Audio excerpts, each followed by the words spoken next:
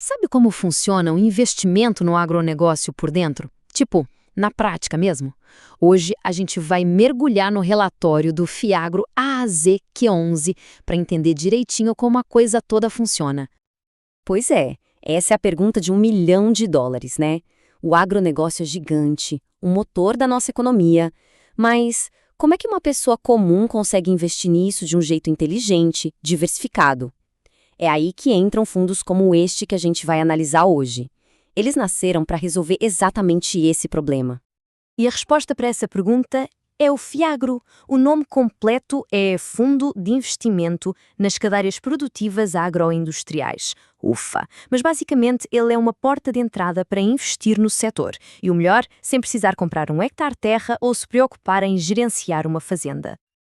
Beleza, então vamos lá. O nosso roteiro aqui é bem direto. Primeiro, o que raios é um Fiagro? Depois, a gente olha os números do AAZQ11, dá uma espiada no que tem dentro da carteira do fundo, ouve o que o gestor tem a dizer e, no final, junta tudo para ver o que fica de mais importante. Então, para começar, vamos para o básico. Afinal, o que é esse tal de Fiagro? Olha, de um jeito bem simples, um Fiagro, tipo esse AAZQ11, é como se fosse uma vaquinha. Ele junta o dinheiro de um monte de gente para investir em ativos financeiros ligados ao agronegócio. Imagina uma grande cesta cheia de investimentos do campo. É isso. E o que tem dentro dessa cesta? Bom, tem de tudo um pouco. A maior parte vai para uma coisa chamada CRAI, que são os certificados de recebíveis do agronegócio. Funciona assim, ó. O fundo basicamente empresta dinheiro para empresas do agro e, em troca, recebe juros. Simples, né? Mas também tem pedacinhos em outros fundos, títulos de dívida. A lógica é aquela de sempre: não colocar todos os ovos na mesma cesta. É espalhar para diminuir o risco. Diversificação pura e simples. Ok, agora que a gente já entendeu o conceito, vamos ver como a AZQ11 se saiu na prática, porque no fim das contas são os números que contam a história, né? Para começar, vamos olhar o tamanho da coisa. Mais de 30 mil cotistas. Isso é gente para caramba. Um número desses já mostra duas coisas importantes. Primeiro, que o fundo tem liquidez. E segundo, que tem uma base de investidores bem sólida. É um sinal claro de confiança do mercado. Tá, e o que pingou no bolso do investidor?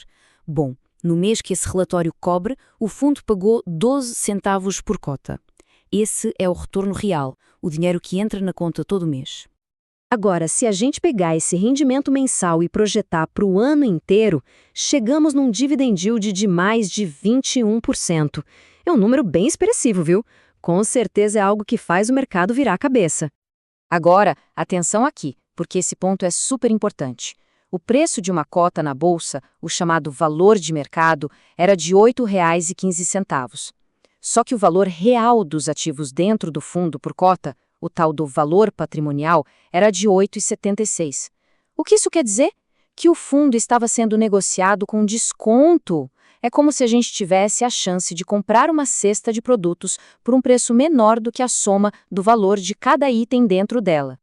Beleza, já vimos os números de performance, mas para onde esse dinheiro todo está indo de verdade? Chegou a hora de abrir o capô e olhar o motor do AZQ11, ou seja, a carteira de investimentos.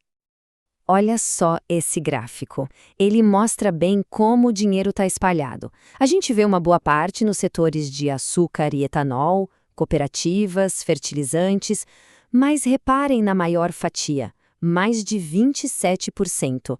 Ela está em algo chamado recebíveis pulverizados. Recebíveis pulverizados. Pois é, o nome parece complicado, não é? Mas a ideia por trás é até que bem simples. Vamos ver o que isso significa na prática. Pode ser, por exemplo, o financiamento dos recebíveis de uma cooperativa de café.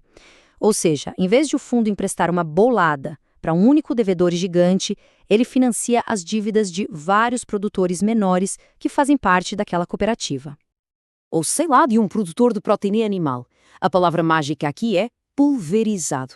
Pensa comigo, ao espalhar o crédito entre vários devedores diferentes, o fundo também espalha o risco. Se um deles der calote, o impacto no todo é bem menor. É o beabá da gestão de risco. Agora, a gente vai para uma das partes que eu mais gosto no relatório, as notas do gestor. É aqui que a gente ouve direto de quem está no comando. O que será que eles têm a dizer sobre a estratégia? Bom, o recado principal é esse aqui. O fundo fechou o mês com praticamente todo o património investido, o que é ótimo, mostra que o dinheiro está trabalhando. E a maior parte, como a gente já esperava, está em crash e FIDSEGs. Isso confirma a estratégia que eles se propuseram a seguir. A mensagem que fica é de estabilidade, de que o barco está seguindo o rumo traçado. Mas nem tudo são flores. E uma boa análise olha para os dois lados da moeda. Onde é que moram os riscos? Um bom relatório como este também é transparente sobre os desafios. E é aí que a gente encontra essa nota. O gestor fala sobre o acompanhamento de processos ligados à operação greenwashing. Opa, acendeu um alerta. Esse é um exemplo claro de um risco de crédito específico que o fundo está de olho bem de perto. E como eles estão lidando com esse pepino? Com uma abordagem em duas frentes. De um lado, na área civil, eles estão correndo atrás para reaver o dinheiro, executando as garantias da operação. Do outro lado, na área criminal, eles estão acompanhando a investigação. Ou seja, eles estão mostrando que não estão parados, que estão gerenciando o risco ativamente. Ufa!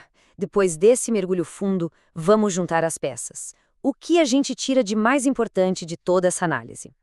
Resumindo a ópera, primeiro, fiagros são uma ótima forma de diversificar e entrar no agronegócio.